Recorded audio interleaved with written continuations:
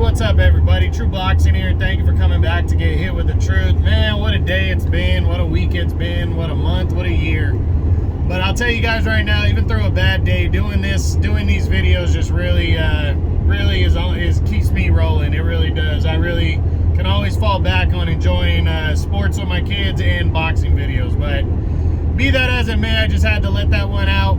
This is the Champions Report, and this is going to be on the WBO titles.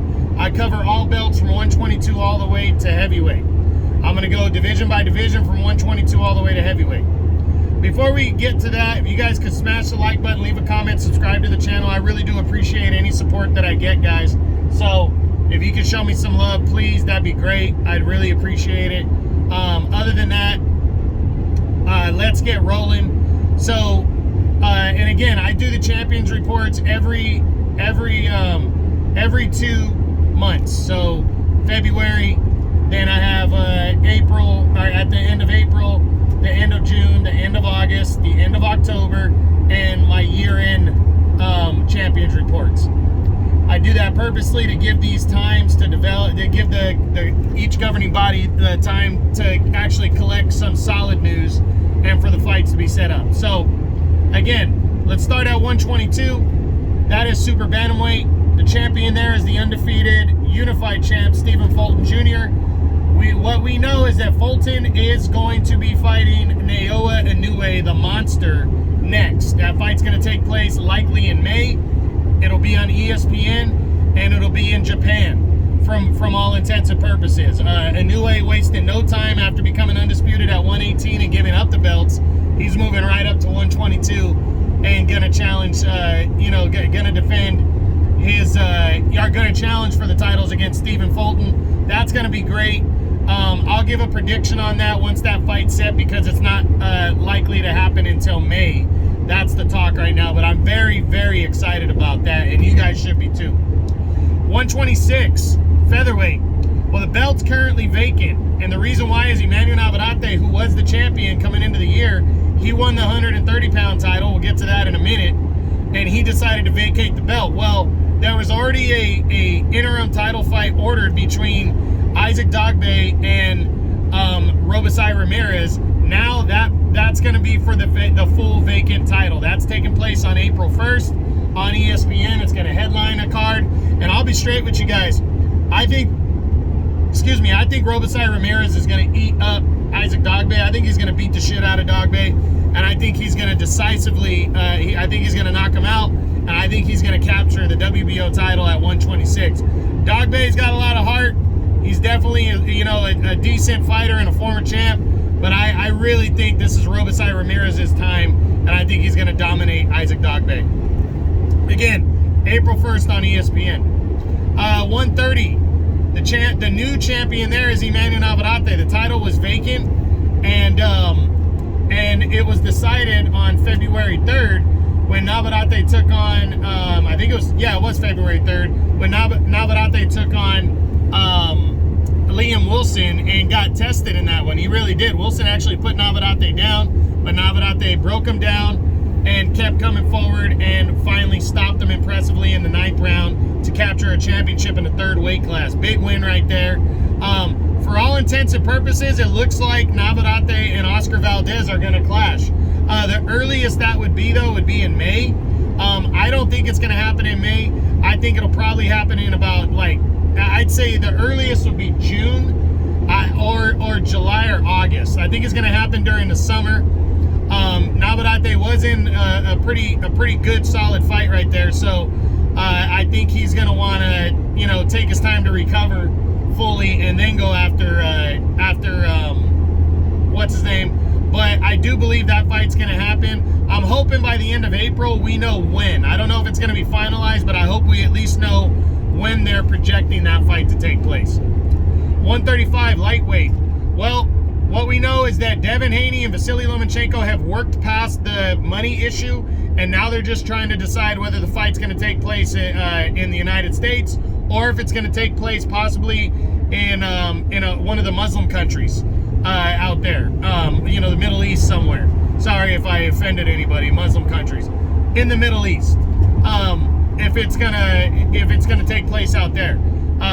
So I think the fight's gonna get finalized very soon. It looks like May 20th is still the working date, and I do believe that fight's gonna be finalized. I'll give my prediction on the next Champions Report on it if it's taking place in May indeed.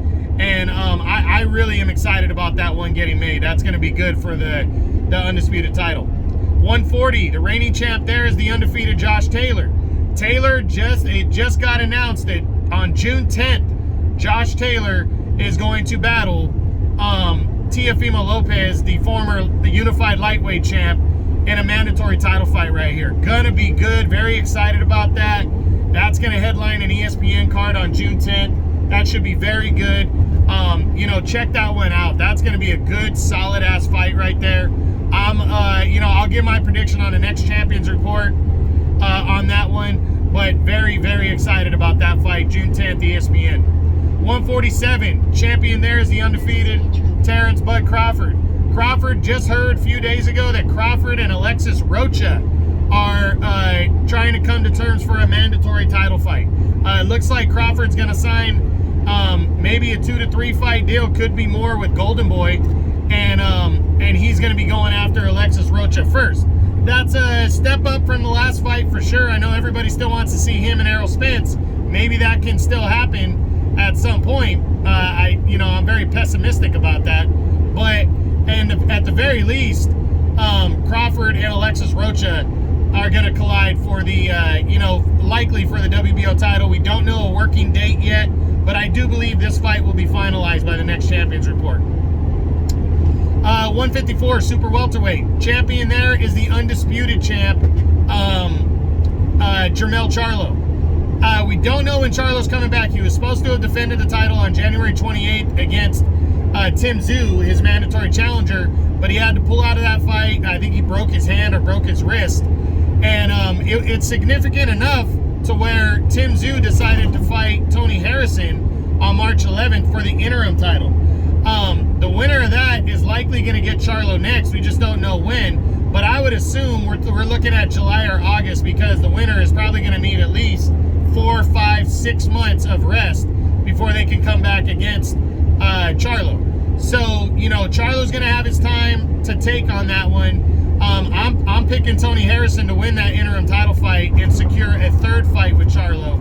But we'll see. We'll see what goes down. Hopefully by the next Champions Report, we know a timetable on Charlo's return and what he's looking at, who's the victor between Tszyu and Harrison, and what he's potentially looking at to be his opponent for his next fight. 160, the champion there is the undefeated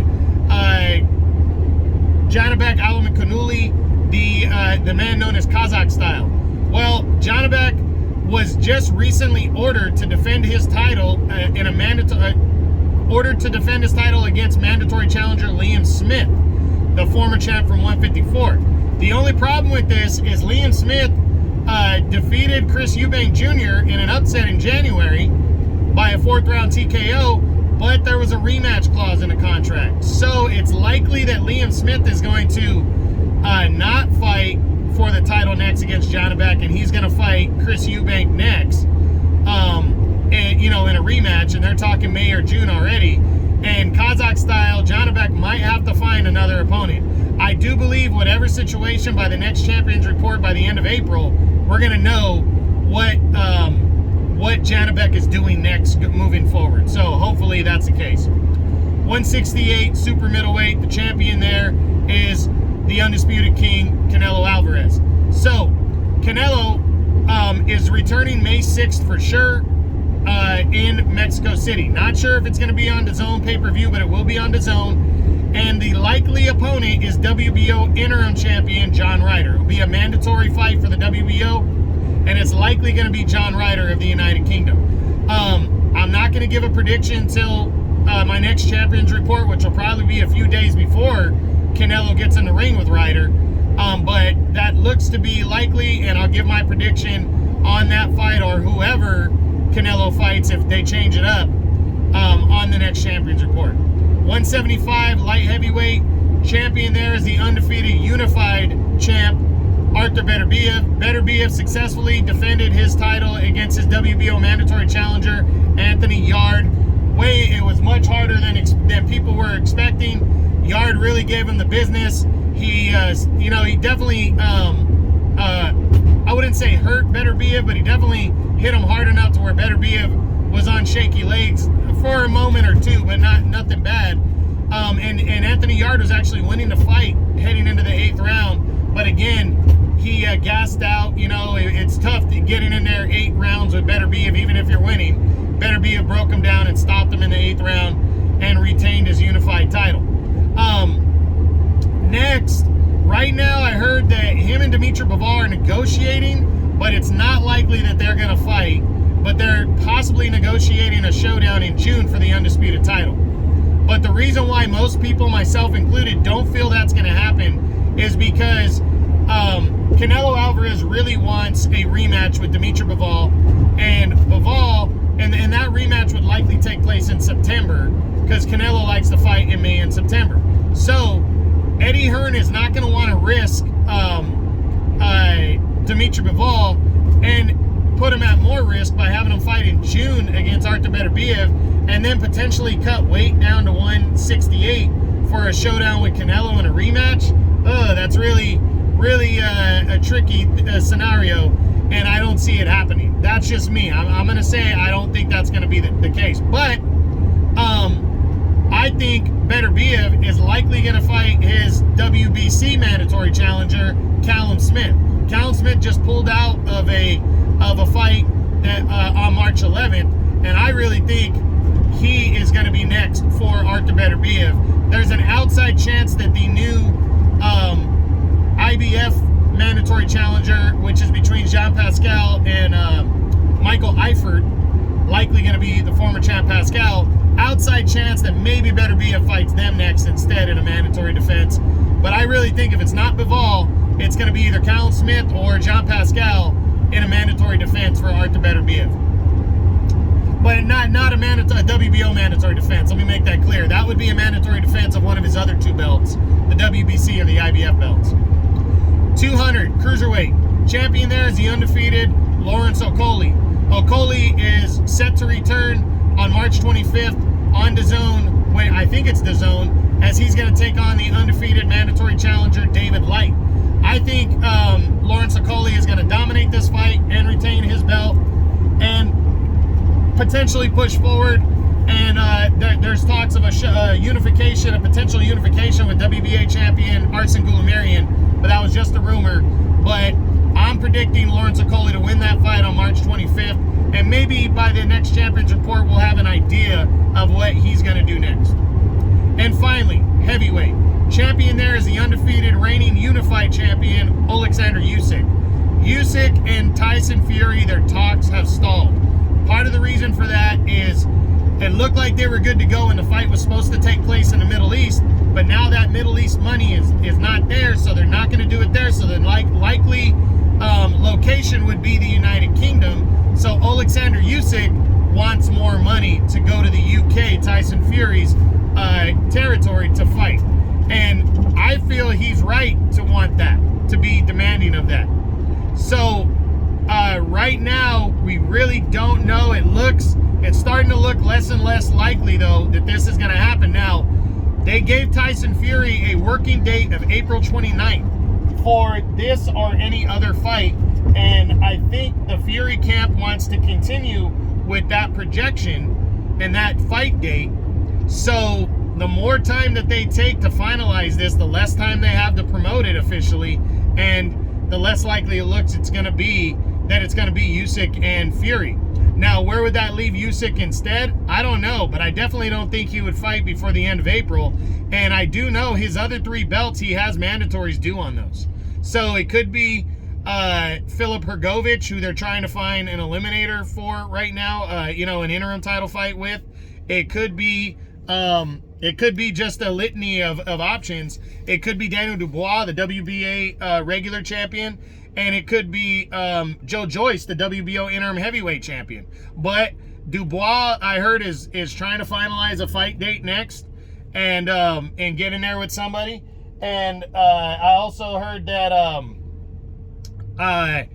It's official. Joe Joyce is defending his interim title next against Xiao Zhang on April 15th. So would he be ready to bounce back against Usyk right away?